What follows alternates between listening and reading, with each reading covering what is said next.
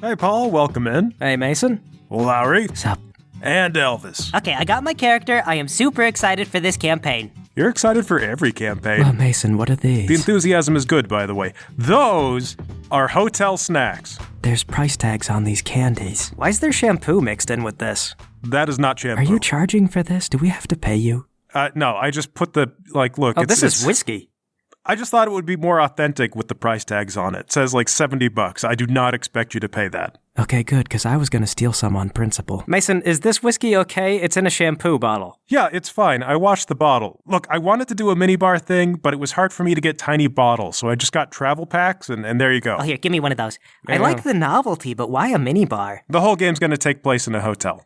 Okay, everybody have a seat. Let's get started. We don't usually do shots. This is going to be a rough night. It's cut pretty heavily with soda. You'll be fine. Can I get mine straight up? No. You guys are dangerous enough to the world without being impaired. Okay, so here's the premise. You live in a world of demigods.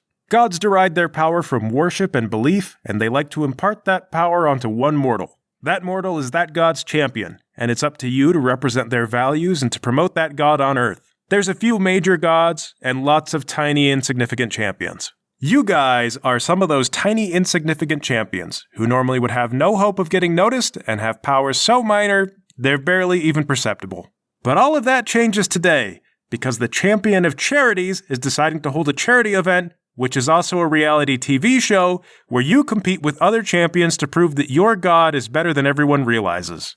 Knowing this is your shot at fame and power, you all find yourselves in the hotel lobby of the Pristine Sandal. You filled out your applications, and one by one, you're being called into a private booth to explain who you are, what you represent, and why you deserve to compete. Paul, you're up first. You walk into the booth and sit down and find yourself sitting before Chrysanthemum, the champion of charity, and also a couple of her aides. They're looking over the forms that you submitted, and they say, Paul, it says here that you're the champion of slightly melted Tupperware containers? That's right, ma'am. I see, and tell me about yourself. Well, I'm the champion of slightly melted Tupperware containers. My name is Paul. Uh-huh, and what do you do around the city, Paul? Oh, well, one of the things I like to do is go jogging. Uh-huh. See, I got a lot of free time to kill, so sometimes I jog up and down the streets, and when it's too hot out for that, there's an air-conditioned pedestrian walkway in the city center, and I'll just run up and down that pretty much all day. Okay. And when I'm not doing that, I'm lifting rocks above my head and doing squats and other things, just trying to stay fit. Okay, and what do you do for a living? Nothing. I'm homeless. Oh, you poor thing. Yeah, I'm pretty poor. That's why I'm homeless. Is that difficult for you? No, being homeless is pretty easy. You just don't live in a house. I mean, do you find it challenging to get by? Well, in those events, I like to use the pedestrian walkway because I can go right over traffic. I mean, how are you surviving, Mr. Paul? Oh, well, people throw away perfectly good food all the time, and I have the ability to microwave that food if I'm holding it in my hands. So I just warm it up, and good to go. That's how I'll get my proteins and my vitamins and everything else. People throw away perfectly good food all the time. Okay, fascinating. Yep, and in the winter, I can create my own field of heat, so I don't freeze to death. Okay, would you say that you're happy homeless, or...? Well, I like to think I'm a pretty happy guy in general. Although the human condition is to always strive for something better than what you got right now. And that's why I'm here. Okay. She looks at the aides. That is extremely workable, I think so. The aides nod in agreement. Okay, one final thing. Can you show us a demonstration of your powers? Sure, can I borrow your pen? She hands you the pen. She goes, I did not think about this. We're probably going to run out of pens if we let people demonstrate on them all the time. Oh, I see your concern. But don't worry, I'm not going to demonstrate all the time, just the once. I concentrate, heat the pen up, and then melt it a little bit. There you go, slightly melted plastic. You're welcome. All right, I think that's perfect. Here's your hotel key. What? Oh no, this ain't my hotel key. Yes, it is. This goes to your room. It's not my room, it's the hotel's room. Mr. Paul, we are providing you a hotel room for the duration of the challenge. Oh, okay. All right, but I can't afford to stay at a hotel, so I'm going to have to politely decline. The expenses have been covered, Mr. Paul. You're fine. Well, I can't afford to pay you back, though. That's okay. You don't have to. I would feel rude if I didn't. I insist you keep this hotel key. Mr. Paul, I appreciate what you're trying to do, but I need you to accept this hotel key. We are giving everyone a free hotel room, okay? Okay. They will be filming you throughout the event, even during your downtime. Was all that in the paperwork? Yes, it was. So if you all stay in your hotel rooms, it'll be much easier for the film crews to find you. Oh! Okay. All right, great. So here's your hotel key. Thank you. Are they going to be filming me all the time? Because I'm going to take a shower. they won't film you in the shower. One of her aides leans in. Unless you do something particularly funny in the shower, so just don't do anything funny in the shower. Oh, God, this is already challenging. All right. Next up, Lowry. I'm here. Okay, Mr. Lowry, it says it looks like you're the champion of smudged windows. Got a lot of those in the city? Yeah. Okay, tell me about yourself. I'm Lowry. I'm the champion of smudged windows. And what do you do around the city, Mr. Lowry? Smudge windows? Okay, could you elaborate? How do you smudge the windows? I hold up a spray bottle and a rag. Well, I'll walk up to you, oftentimes cars, and then I'll spray the window, and then I wipe it down, and it gets more smudged. Okay, do you have a home? Do you live in the city? Technically, I have what's called squatter's rights. Okay, so you're homeless. Not until they evict me. All right, and would you describe yourself as an optimistic kind of person? No. The world is out to get me. Okay, go into detail on that. Tell me about that. No one likes what I do. I provide a service. I make windows just smudgy enough that you can see through them, but not really. Do they pay me? No. They bilk me for my free labor, and they say rude things and they drive off. Okay. One of the aides leans over. They whisper a little bit.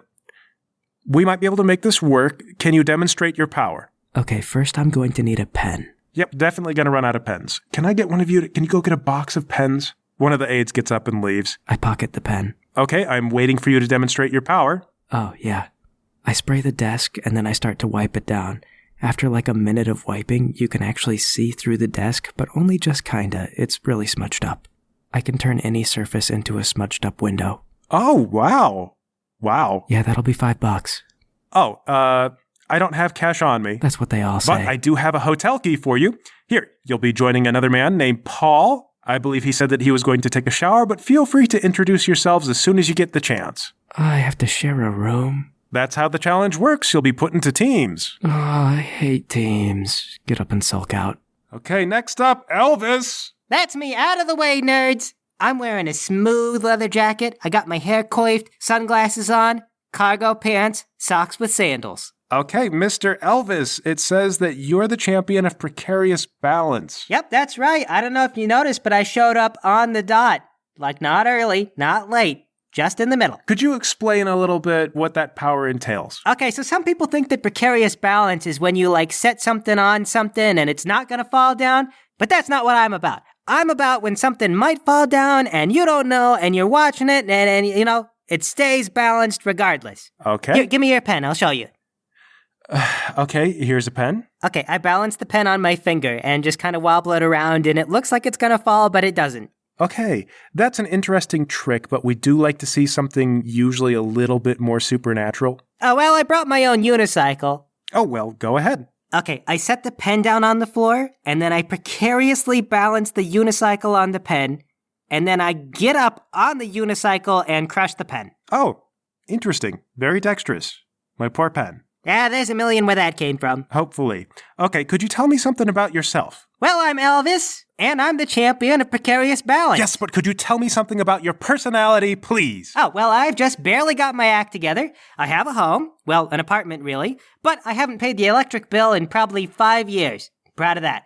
But I do pay the rent, oftentimes just as late as my landlord will tolerate. Okay, anything that you would say is defining as like an emotional feature? Yeah, I'm pretty neutral on most things. Like, I've tried drugs, but was kind of neutral on them. You know, done a little bit of crime, but didn't really go in for it. Worked in a lot of sectors, but yeah, never really quite fit in. Okay, I think I get it. So how's this interview going? You feel like not really sure if I'm gonna get in? To be honest, yes, and I think that is why you'll get in. Okay, here's your room key. Actually, no, you're perfect.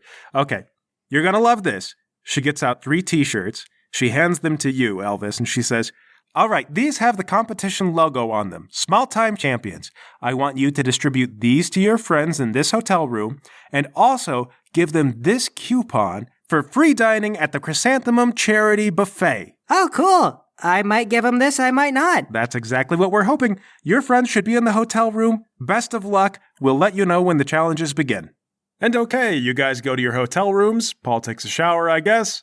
Lowry gets there just as Paul is finishing up the shower. Oh, my darling, oh, my darling, oh, my darling Clementine. Oh, my God, what is this? Burst out of the shower wearing a bathrobe.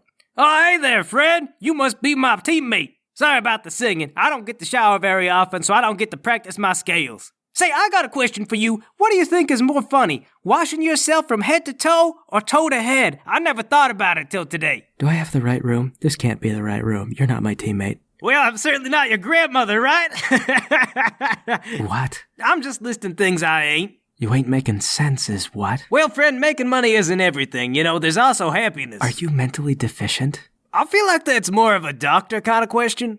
But officially, I've never been tested. Say, you want to try out the bathroom? They got water, hot and cold and everything. No, I think I'm good. I should probably have mentioned that when you walked into the room, there was a camera crew waiting for you, and they have got cameras pointed in your face for this entire interaction. What are you doing exactly? Could you get that out of my face? Oh, that's the camera crew. That guy behind the camera, that's Clive, and that's Phil there with the boom mic. They wave. Are you sleeping in here with us? Clive shakes his head no. No, we got our own room. Buddy, I like you a lot already. My name's Paul. Lowry. You seem like a smart fella. Tell you what, you be the brawn, I'll be the brains. Or the other way. Yeah, I was gonna say. So whatever's going on, you just tell me what to do and I'll say, yes, sir. Okay, please stop talking. Yes, sir, you got it, sir. Elvis, you arrive at the door. Okay, I've got on the t-shirts they gave me, but I've covered it up with my jacket. Oh, who's this? What now? You guys must be my teammates. I'm Elvis. I'm Paul and this is Lowry. Lowry is the brains of the team, probably shouldn't be the mouth too. The guy's a real smooth criminal when it comes to words. The term is face? I don't think that's the right term. When I imagine someone being a face, I imagine them snatching faces. No, it's like they have their face at the front of it. Never mind. Yes, sir, you got it, sir. Never mind. Wait, why is Lowry in charge? This man's a certified genius. Oh, really? Yeah, the man's a doctor and also a champion or something. Oh, well, I don't know if I can be a part of this team then. I'd really like our chances to be pretty much on the edge of a knife. Oh, well, in that case, you're in luck. I'm liable to screw up everything. Oh, perfect. Well, I'm looking forward to working with you, gentlemen. I'm the champion of precarious balance. Champion of microwave warped Tupperware. Smudged windows. You need a doctorate for smudged windows? I do not have a doctorate. Wow, so you're so smart they're letting you do medicine without a doctorate. They do not. Oh. Well, you'll get back up on your feet. Sorry to hear about the loss of your practice. Oh, that reminds me. I got a free ticket to a buffet. A buffet? Yeah, it's owned by Chrysanthemum Charity. Wait, she owns a buffet? Evidently, yes. Well, this day just keeps getting better and better. Hotel rooms, showers, new friends. I knew things were looking up for me, but I didn't expect it to come together so quick. I wasn't sure if I was gonna go. Well, I sure as heck am. Come on, guys, let's go to the buffet. Buffet, but they're not hygienic. But it's free, Fred, come on. I gather up the group and I usher us joyfully out the door. To the buffet! Turns out it's a huge buffet located down by the docks. It's in a really high traffic area of town. It must be making a killing. Oh, wow! It is the Chrysanthemum Charity Buffet! This place is high class for a buffet. Yeah, I bet the bacteria wears a top hat. Do you think so? That's No. some dang dapper bacteria. You know, at first I wasn't sure how to feel about this buffet thing, but I think it's growing on me. Yeah, just like the rash it's gonna give you. Oh boy, I can't wait. I go inside. You go in and there's another film crew waiting for you. They watch you guys pick out your food, they look at what you grabbed, they ask you to say a few nice things about the buffet. Oh yeah, heck. I've eaten things out of dumpsters that look worse than this. I mean, not much worse. It's kind of like a dumpster if you think about it. I mean, all the trays are like little tiny dumpsters full of food that people may or may not eat. They say, thanks. Moving on. I'm gonna vomit into one of these trays and no one's gonna know the difference. And how about you? You have a nice thing to say, right? Paul's homeless, so I assume he's like stacking up as much food as he can, right? Oh, you bet. Oh, here, let me help you out with that, Paul. Give me a second. I start stacking up food as high as it can go, and you keep thinking, oh my god, it's gonna fall over, but it never does. Just say when, buddy. Oh my god. Keep going. Keep going.